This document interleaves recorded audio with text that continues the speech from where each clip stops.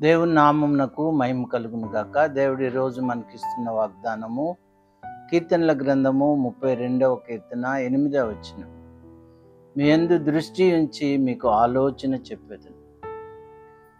దేవుడు మనకిస్తున్న వాగ్దానము మీకు ఆలోచన చెప్తానంటున్నాడు. ఆయన ఆలోచనకర్త. యెషయా గ్రంథములో ప్రవచనాత్మకముగా యేసుక్రీస్తు వారిని గురించి చెప్పబడుతూ ఆలోచనకర్త అని వ్రాయబడి ఉంది.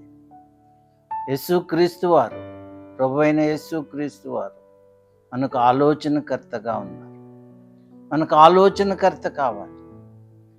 మనం ఏదైనా పని చేయాల్సి వచ్చినప్పుడు, ఒక కార్యమును మనం పూనుకున్నప్పుడు మనకి అనేక మంది యొక్క సలహాలు, సంప్రదింపులు తీసుకుంటూ ఉంటాం. ఇలా చేయవచ్చా, అలా చేయవచ్చా, ఎలా చేస్తే బాగుంటుంది అని మనము తర్జన భర్జన పడుతూ ఉంటాము. అవసరమైనప్పుడు వేరే వారి సలహాలు తీసుకుంటూ ఉంటాము, సంప్రదిస్తూ ఉంటాం. అయితే మనము మొదటిగా చేయవలసిన పని దేవుని యందు నిరీక్షణ ఉంచి ఆయన ఆలోచనను మనము స్వీకరించాలి. ఆయన ఆలోచనకర్త అయిన దేవుడు. దేవా, నేను ఈ కార్యమును పూనుతున్నాను, ఈ కార్యమును తలపెడుతున్నాను, ఈ కార్యము ఏ విధముగా ముందుకు కొనసాగించాలో నాకు ఆలోచన దయచేయ ప్రభు. ఈ కార్యమును ఏ విధముగా నేను కొనసాగించాలో, ఈ కార్యభారమును నేను ఎలా ముందుకు తీసుకుని వెళ్ళాలో ఆలోచన అనేది చాలా అవసరం.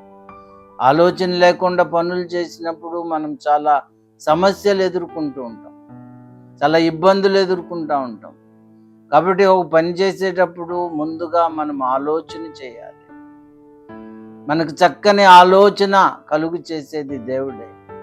మనం ప్రార్థన చేస్తే దేవుడు మంచి ఆలోచనలు ఇస్తాడు.